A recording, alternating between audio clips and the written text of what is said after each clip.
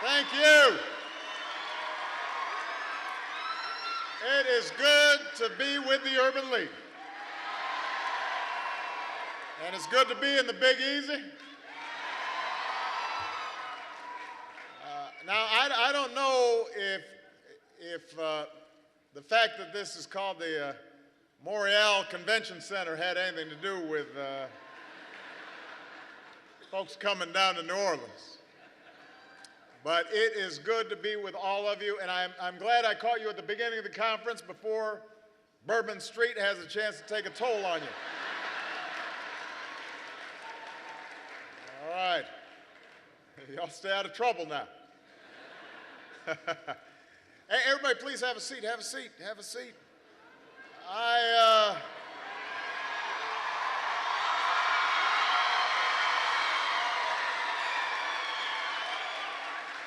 Couple of people that I want to acknowledge. Obviously, first of all, I want to acknowledge your outstanding president and CEO who has shown such extraordinary leadership for so many years, Marc Morial.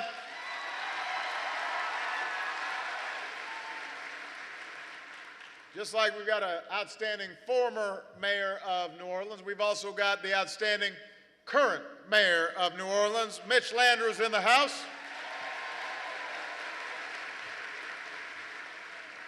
Fine young congressman from this area, Cedric Richmond, is here. And one of the best mayors in the country. We're glad he came down from his hometown of Philadelphia. Mayor Michael Nutter is in the house. And all of you are here, and I am grateful for it.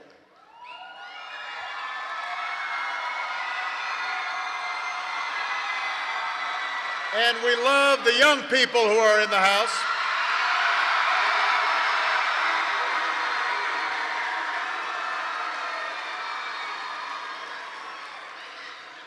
Mitch, don't you, I wasn't referring to you, man. I was talking to those folks over there. Mitch is all waving, thank you.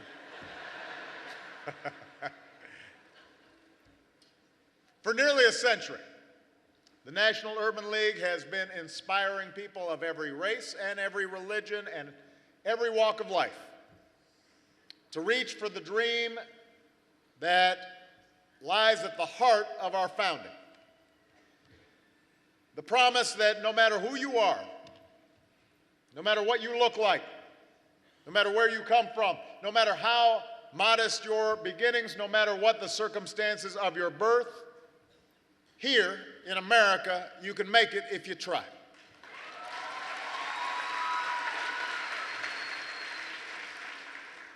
Of course, this dream has never come easy. That's why the Urban League was formed.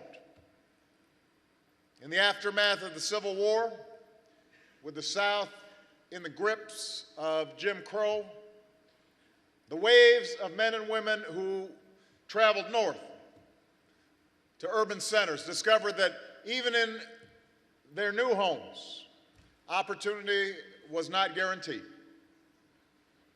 It was something you had to work for, something you had to fight for. Not just on your own, but side by side with people who believed in that same dream. And so the white widow of a railroad tycoon and a black social worker from Arkansas founded what would become the Urban League to strengthen our cities and our communities brick by brick and block by block and neighborhood by neighborhood, life by life. Decades later, I arrived in one of those cities, my hometown of Chicago.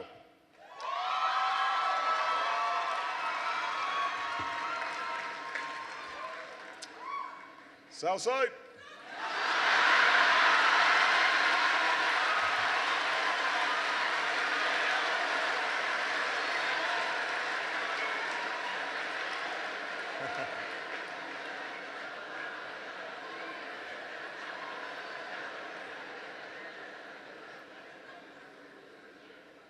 And I was driven by this same cause. You know, like many of my classmates, I understood the pull of a hefty paycheck that might come from a more conventional job, but ultimately the pull to serve was even stronger. So I moved to the south side of Chicago, and I took a job with a group of churches, mostly Catholic parishes, working to help families who had no place to turn when the local steel plant shut down and when panic peddling had led to enormous turnover in these communities. And we worked with lay people and local leaders to rebuild neighborhoods and improve schools, and most of all, to broaden opportunity for young people, too many who were at risk. And I confess that progress didn't come quickly, and it did not come easily. Sometimes it didn't come at all. There were times where I thought about giving up and moving on. But what kept me going day in and day out was the same thing that has sustained the Urban League all these years, the same thing that sustains all of you. And that is the belief that in America, change is always possible. That our union may not be perfect, but it is perfectible, that we can strive over time through effort and sweat and blood and tears until it is the place we imagine. It may come in fits and starts at a pace that can be slow and frustrating, but if we are willing to push through all the doubt and the cynicism and the weariness, then yes, we can form that more perfect union.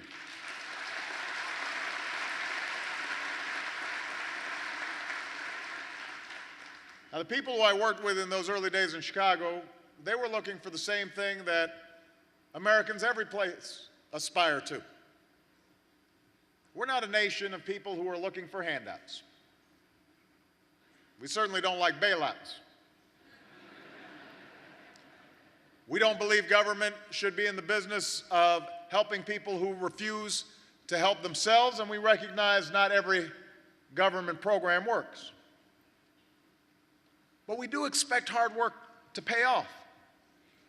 We do expect responsibility to be rewarded. We do expect that if you put in enough effort, you should be able to find a job that pays the bills.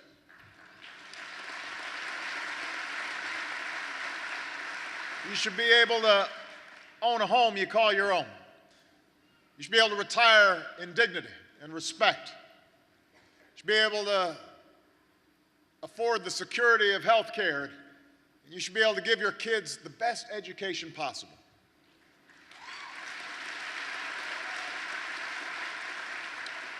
That idea that everybody should have a fair shot, not just some. That this country is special because it has grown this magnificent middle class and has provided ladders of access for those striving to get into the middle class. That's the idea that drove me. That's the idea that has driven the Urban League. That idea that everyone should have equal opportunity. That's what brought me to Chicago. That belief that this country works best when we are growing a strong middle class and prosperity is broad-based. That's what led me into politics. And it is those values that have guided every decision that I have made as President of the United States.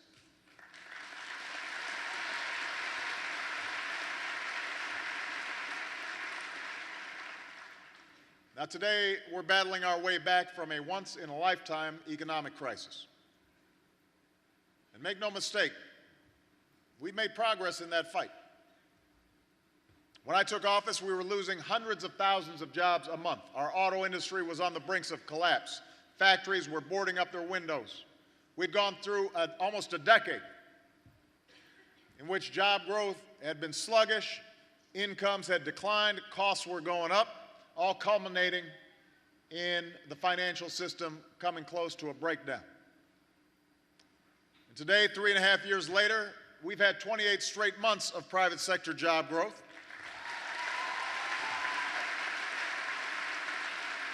3.5 years later, the auto industry has come roaring back. 3.5 years later, companies are beginning to bring thousands of jobs back to American soil. But we still have much more work to do. There's still too many out of work, too many homes underwater, too many Americans struggling to stay afloat. So the greater challenge that faces us is not just going back to where we were back in 2007, not just settling to get back to where we were before the crisis hit. Our task is to return to an America that is thriving and growing out from our middle class, where hard work pays off, where you can make it if you try. And Urban League, I want you to know what's holding us back from meeting these challenges is not a lack of ideas or solutions. I have no patience with people who say our best days are behind us, because the fact of the matter is we still have the best workers in the world, the best universities in the world, the best research facilities in the world, the most entrepreneurial culture in the world. We have all the ingredients to make the 21st century the American century just like the 20th. What's holding us back is a stalemate in Washington between two fundamentally different views about which path we should take as a country. And it's up to the American people to decide what direction we should go. Let me tell you what I believe. I believe that strong communities are places that attract the best jobs and the newest businesses. And you don't build that kind of community by giving tax breaks to companies that are shipping jobs overseas. You build it by giving tax breaks to companies that create jobs in Detroit and in Cleveland and in Chicago and right here in New Orleans, right here in America, using American workers, making American products that we sell around the world stamped with three proud words, made in America. You build it by investing in America's manufacturing base and providing the dollars for research so that we have the most advanced products in the world. You do it by investing in small businesses, the way we've provided 18 tax breaks to small businesses since I've been in office. And if you're a company that wants to relocate in a community that's been particularly hard hit, when a factory left town, I believe you should get help financing that new plant or equipment or training for your workers, because we can't leave anybody behind if we want to grow America the way it can grow.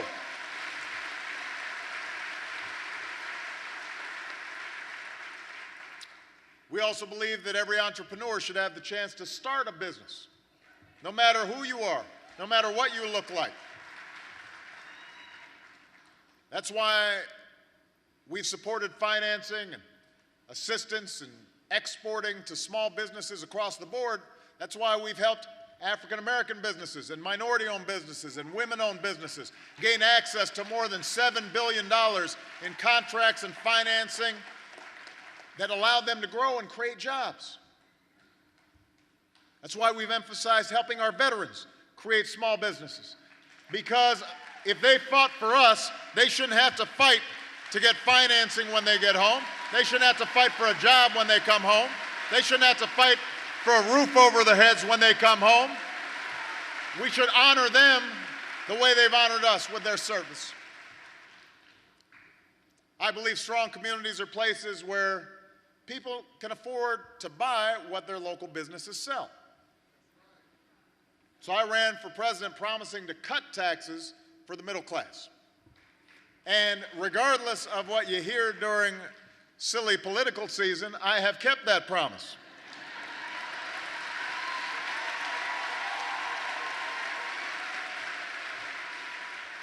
Today, taxes are $3,600 lower for the typical family than they were when I came in office. Just a few hours ago, the Senate moved forward a bill that we had promoted to keep middle-class tax cuts for 98% of Americans next year. I will add that we didn't get a lot of Republican votes, but that's okay. They've got time. We passed it through the Senate. Now it's the time for the House to do the same. They should not be holding middle-class tax cuts hostage just to get more tax cuts for millionaires and billionaires at a time when so many people who have a job can barely keep up with their bills. We don't need another $1 trillion tax cut for folks like me. We need tax cuts for working Americans, not for folks who don't need it and weren't even asking for it.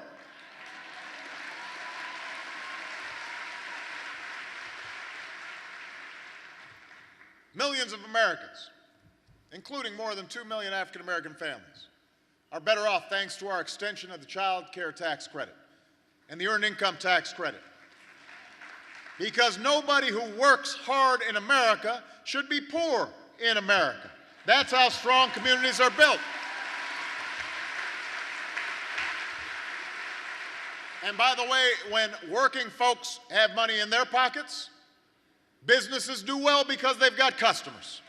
And all of us grow. That's been the history of this country. I believe strong communities are built on strong schools. If this country is about anything, it's about passing on greater opportunity to the next generation. And we know that has to start before a child even walks into the classroom. It starts at home with parents who are willing to read to their children and spend time with their children and instill a sense of curiosity and a love of learning and a belief in excellence that will last a lifetime. But it also begins with an early childhood education, which is why we've invested more in child care and in programs like Early Head Start and Head Start that help prepare our young people for success. It's the right thing to do for America. Our education policy hasn't just been based on more money. We've also called for real reform. So we challenged every state in the country to raise their standards for teaching and for learning. And 3 years later, nearly every state has answered the call. We have seen the biggest transformation in terms of school reform in a generation. And we've helped some of the country's lowest performing schools make real gains in reading and math, including here in New Orleans. We've made it our mission to make a higher education more affordable for every American who wants to go to school. That's why we fought to extend our college tuition tax credit for working families, saving millions of families thousands of dollars. That's why we fought to make college more affordable for an additional 200,000 African American students by increasing Pell Grants. That's why we've strengthened this nation's commitment to our community colleges and to our HBCUs.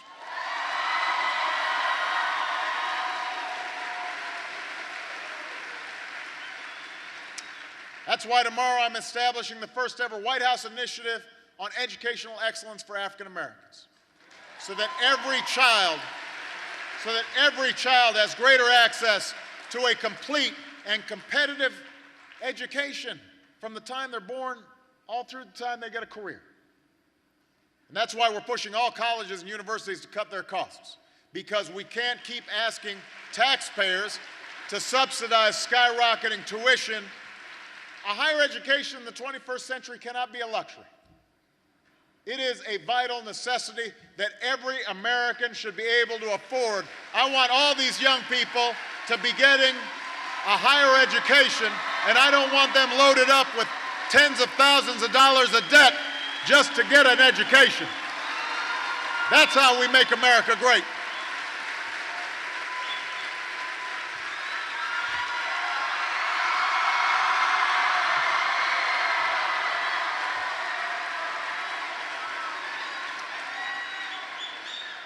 Of course, that means all of y'all got to hit the books. I'm just saying, don't cheer and then you didn't do your homework.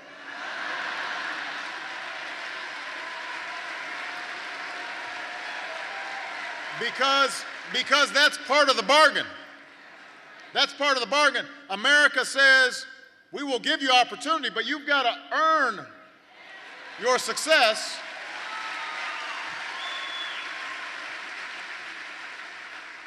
You're competing against young people in Beijing and Bangalore. You know, they're not hanging out. They're not getting over. They're not playing video games. They're not watching Real Housewives. I'm just saying, it's a two-way street. You've got to earn success.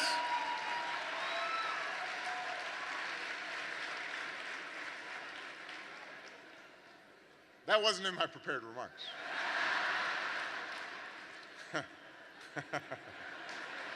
But I'm just saying.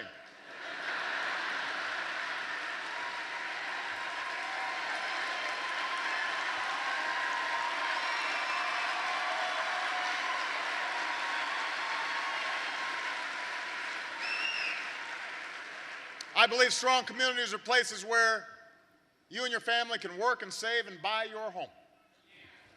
That's why we've helped more than 1 million responsible homeowners. These are folks who are making their payments, refinance their mortgages at these historically low rates, saving thousands of dollars every year. Because people who did everything right shouldn't pay the price for somebody else's irresponsibility.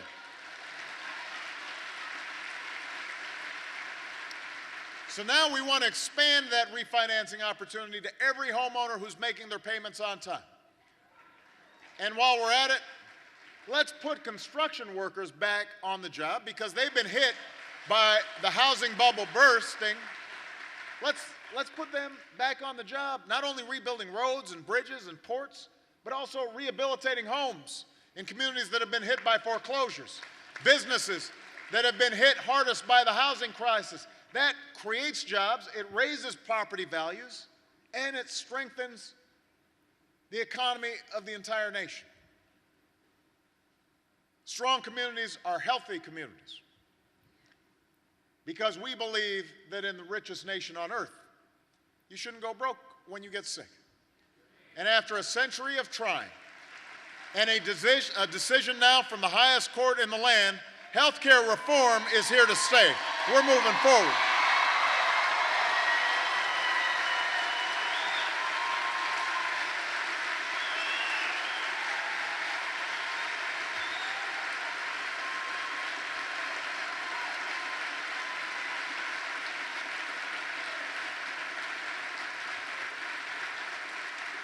Insurance companies will no longer be able to discriminate against those who are sick.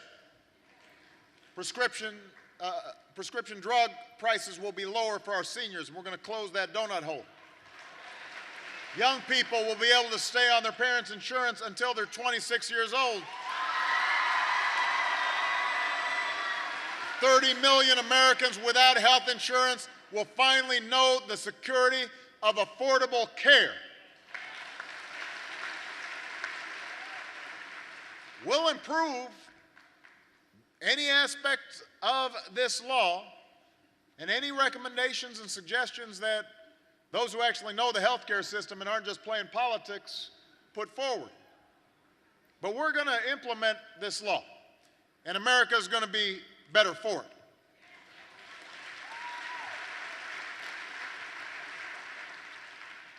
Now, I've got to say that, I recognize we are in political season, but the Urban League understands that your mission transcends politics. Good jobs, quality schools, affordable health care, affordable housing. These are all the pillars upon which communities are built. And yet, we've been reminded recently that all this matters little if these young people can't walk the streets of their neighborhood safely. If we can't send our kids to school without worrying they might get shot. If they can't go to the movies without fear of violence lurking in the shadows.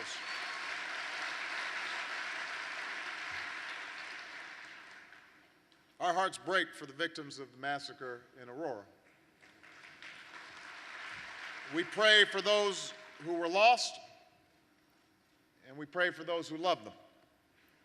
We pray for those who are recovering with courage and with hope.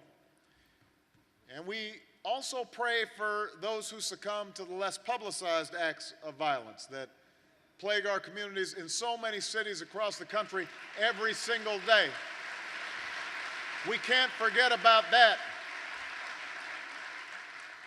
Every day. In fact, every day and a half, the number of young people we lose to violence is about the same as the number of people we lost in that movie theater. For every Columbine or Virginia Tech, there are dozens gunned down on the streets of Chicago and Atlanta, here in New Orleans.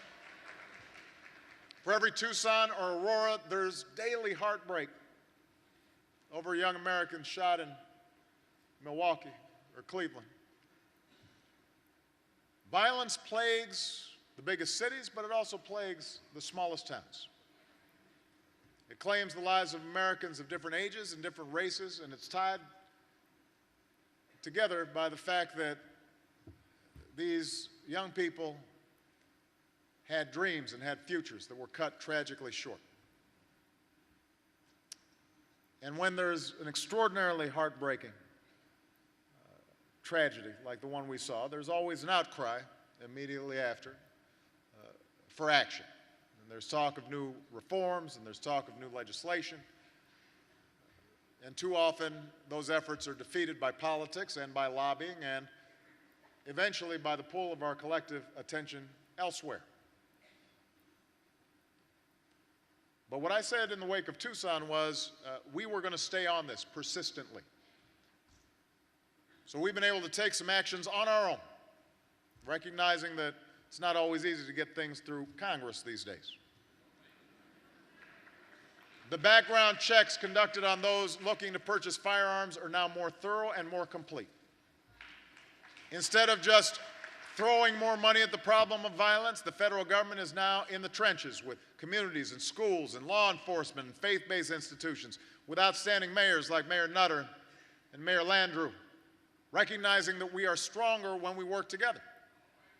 So in cities like New Orleans, we're partnering with local officials to reduce crime using best practices. And in places like Boston and Chicago, we've been able to help connect more young people to summer jobs so that they spend less time on the streets.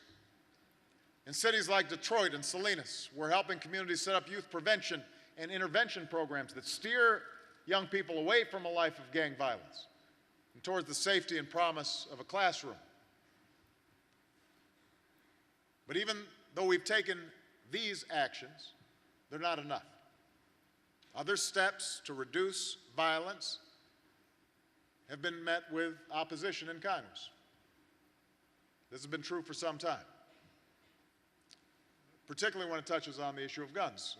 And I, like most Americans, believe that the Second Amendment guarantees an individual the right to bear arms. I think we recognize the traditions of gun ownership that passed on from generation to generation, that hunting and shooting are part of a cherished national heritage. But I also believe that a lot of gun owners would agree that AK-47s belong in the hands of soldiers, not in the hands of criminals.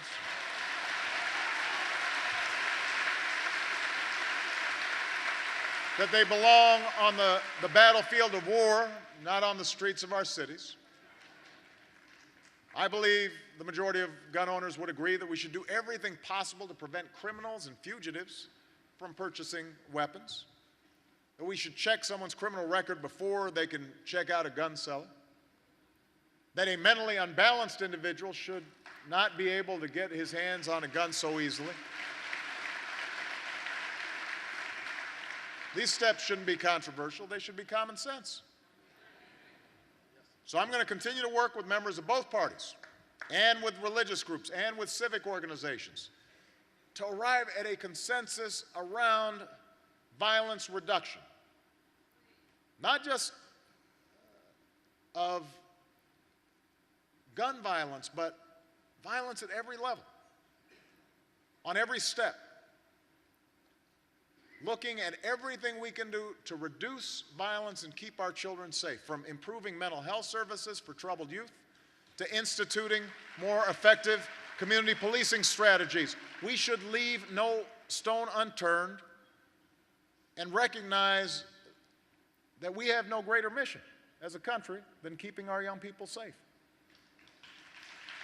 And as we do so, as we convene these conversations, let's be clear, even as we debate government's role, we have to understand that when a child opens fire on another child, that there's a hole in that child's heart that government alone can't fill. It's got to be up to us as parents and as neighbors and as teachers and as mentors to make sure our young people don't have that void inside them. It's up to us to spend more time with them, to pay more attention to them, to show them more love so that they learn to love themselves, so that they learn to love one another, so that they grow up knowing what it is to walk a mile in somebody else's shoes and to view the world through somebody else's eyes. It's up to us to provide the path toward a life worth living, toward a future that holds greater possibility than taking offense because somebody stepped on your sneakers. That's the difference that we can make in our children's lives and in the lives of our communities. That's the legacy we must leave for the next generation. Now, this will not be easy. Even though it's called the Big Easy, this proud city, and those who call it home, they know something about hardship. They've been battered again and again in this new century. One of the worst natural disasters in our history. The worst environmental disaster in our history. The worst economic crisis most of us have ever known. So sometimes being from the Big Easy means knowing hardship and heartbreak. But what this city also knows is resilience and determination and heroism. That's one of the reasons it is one of America's jewels. It's quintessentially American because of its resilience. There's no shortage of citizens in this city who's stepped up in the darkest of times. And one person I want to end with is somebody that many of you know, the superintendent of schools in St. Bernard's Parish, Doris Vaucher. Now, when Katrina's waters rose, Doris and the faculty and staff of Chalmette High School saved the lives of hundreds of their neighbors, many of them old and sick, by moving them to shelter in the school's second floor. 2 days later, they led 1,200 people to safety. The day after that, with her community in ruins, the superintendent was on her way to Baton Rouge to make sure her schools would open that fall. Failure is not an option, became her motto. When some government officials gave her the runaround, she plowed ahead on her own, secured loans, finding portable classrooms and books, and doing everything it took to make sure her kids, our kids, could return to some semblance of normalcy. When an official told her a gas line wouldn't be repaired in time for school to reopen and that her kids might have to eat MREs, she hired a local restaurant owner to cook hot lunches on a barge and sent FEMA the bill.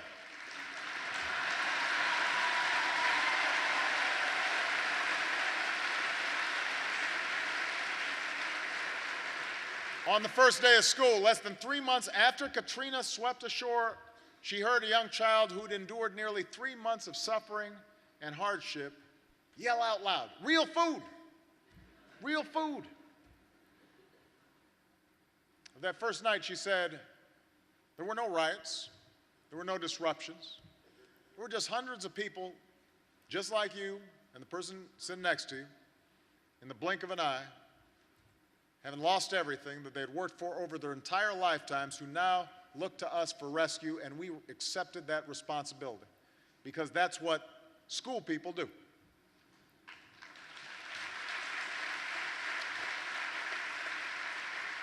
Now, obviously, the superintendent is an exceptional educator and an exceptional citizen, but as I've traveled around the country, what I've discovered is that's not just what school people do, that's what Americans do.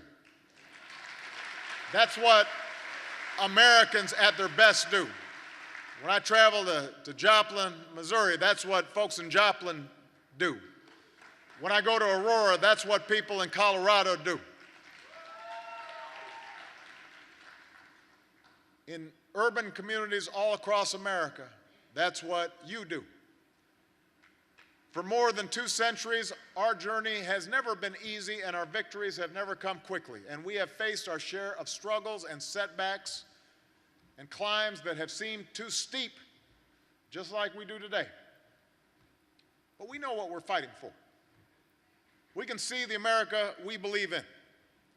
A country where everybody gets a fair shot and everybody's doing their fair share, where everybody's playing by the same set of rules. And if we don't keep fighting as hard as we know how for that America, if we don't keep fighting for better jobs and better schools and a better future, who will?